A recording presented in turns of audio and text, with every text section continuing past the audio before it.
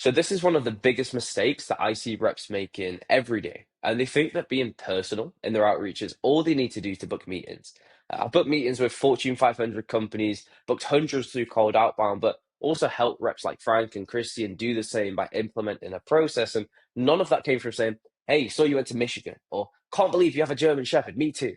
It came from relevance, right? So in this video, I'm just going to talk about the difference between personalization and relevancy, and then at the end, share one thing that most reps have never heard of that can instantly transform their outbound process to help them book a few more meetings. So, the first point I want to talk about is why being personal isn't enough. Right. So, people, there's the phrase like people care when they know how much you care. But the only way to show that you've done that research and you care is to be relevant. Like being personal is pointless. It's just a bit weird to a degree. Saying things like, saw you went to this university, loved this post about a random thing, or, talking about their dog or that they donate, like all these random things. Yes, you've done research, but how does that tie to their day to day? And a lot of people like lead with this in the message and they're like, hey, John, saw you went to Alabama. Me too. By the way, my product, and it just doesn't tie, and it becomes really disjointed, and the email doesn't flow, the cold call just breaks apart, it just comes across a bit weird, right? So what we need to understand is that if you are going to be personal and use this sort of stuff, like the only reason to ever do it is at a PS statement. So in a cold email, on a cold DM, even I won't really do it on cold calls, but cold messaging, you can put PS, then insert this random line. And the reason for that is it's not relevant to the body of the email, which is about pain, cost of inaction, how you fix it, but we're just throwing this in this little thing at the end to show that we've done a little bit of research. That's the only potential chance you should do it. And even then, 9 times out of 10, especially if you're an SMB rep, mid market rep, there's just no point spending your time to do this because you're going to get more leverage from being relevant at scale, reaching out to more people with relevancy instead of being relevant, than trying to be personal for a few, right? So again, think about when you're doing this research, does this tie to their day to day, their issues, their job role? And if it doesn't, put it at the very end and only include it as a PS. Like, don't try to relate it to your page. There's a lot of stuff as well. Like, I'm not a big fan of the whole like, hey, so you're a football coach. Imagine you're very data driven. We help data driven sales, like all that stuff where you're like trying to, it's like forced personalization, where you're trying to tie something into what you do, and it's just this like cringy, gimmicky thing. I hate that. I like to build something that's actually scalable and actually sustainable, and that doesn't come from using gimmicks, right? So if you're going to be personal, use it as a PS. Don't like thread it into your message. The second thing, and what actually helps to get replies, is being relevant, right? So this is leading with something that you could tie to their issues, their world, their day to day. So there's two ways to do it, and it should be based off like what has happened to them or the business and why should they even care. So the first branch is like personal relevance. So this is saying things like, "Hey, saw you recently joined company. Hey, saw you posted about specific thing on LinkedIn. Hey," like it's about what the person has done and why it's relevant for them. So if they're downloading resources, if this person has spoken to you before it's closed lost, if this person attended a webinar, like if I'm reaching out to a sales leader and I'm like, hey, John, saw you attended my Sell Better show on cold email, curious how you use an email with the team at the minute, typically, like that makes sense because I'm leading with this thing that they've done and then tying it to a potential issue that I solve for, right? So this is being relevant to why they should care.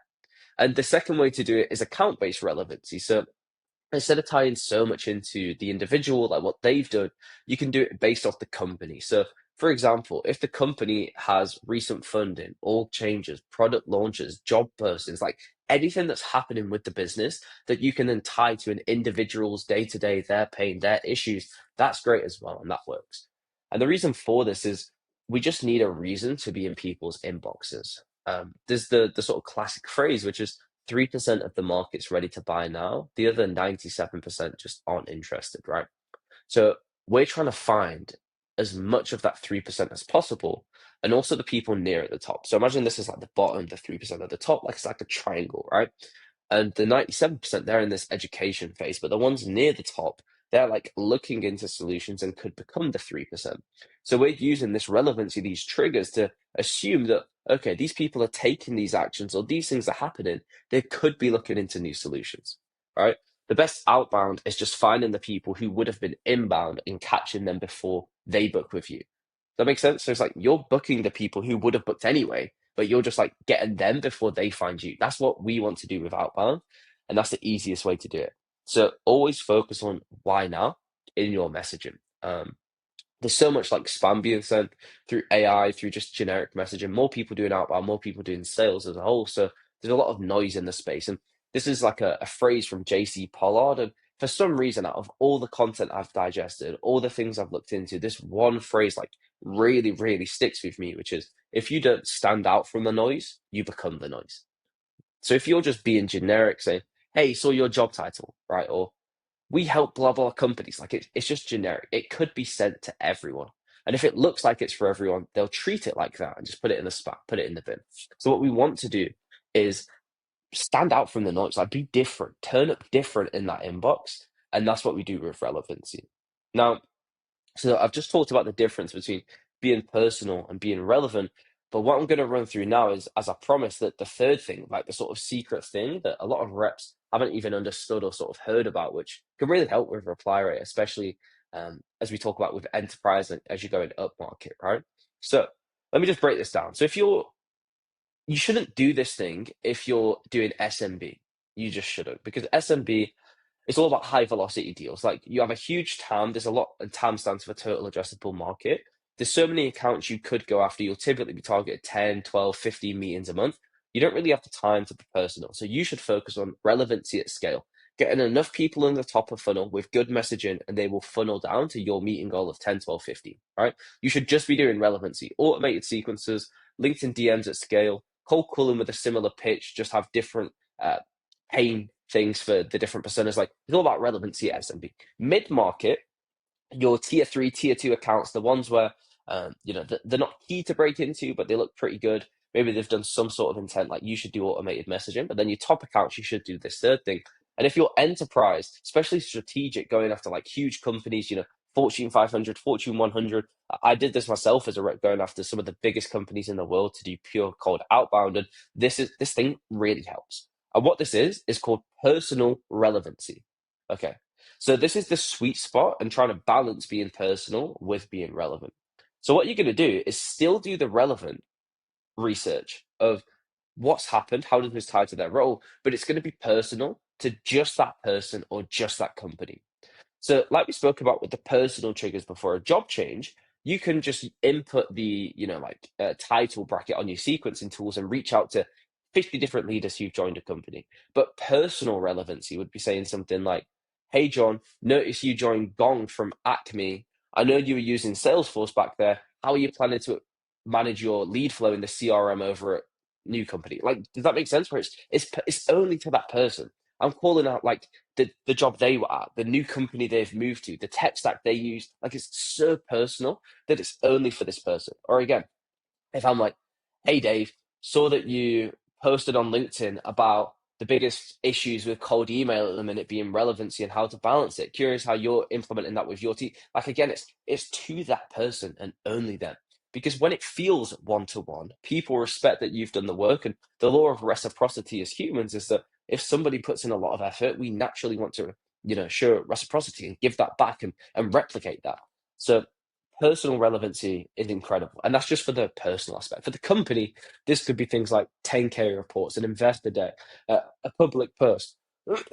Excuse me. It's something that's only happened to that company. And as I mentioned, as you're going up market, especially to enterprise, your TAM gets smaller. So SMB, the TAM's like here, like so many accounts, like that hundreds of thousands. As you go like up at SMB, it may drop to like 10,000, mid market, maybe a few thousand, enterprise, maybe a few hundred, strategic, maybe like literally 20 accounts, 10 accounts in your book of business to break into. So as the TAM gets smaller, the more personal relevancy you should use. Does that make sense? So SMB is like zero personal relevancy, just be relevant. Mid market is like mostly relevancy, but then for your top accounts, do personal relevancy. Enterprise and strategic is like you have so little accounts to go after, you have the time to do this, and this is how you really stand out from the noise. All right, so it's sort of a balancing act between understanding like, is it really worth me spending all this time to do the research to be personal? And again, if it's SMB, the answer is no. But if it is enterprise, you should be doing this, and this is how you're going to cut through the noise and really start booking more meetings. So again, hopefully this helped. This is exactly what I teach to the 250 plus SaaS sales reps that I've been working with over the past year and a half. And again, the best thing to do is be relevant. If you are getting stuck, just think about what's happened to this person and what could that mean for them in their day to day. And of course, like if you want my support, maybe building this sort of system to understand like which accounts should you be relevant with personal like how do you do this? Feel free to book a call in the description and we'll talk through it. But either way, hope this video was useful. I'll see you in the next.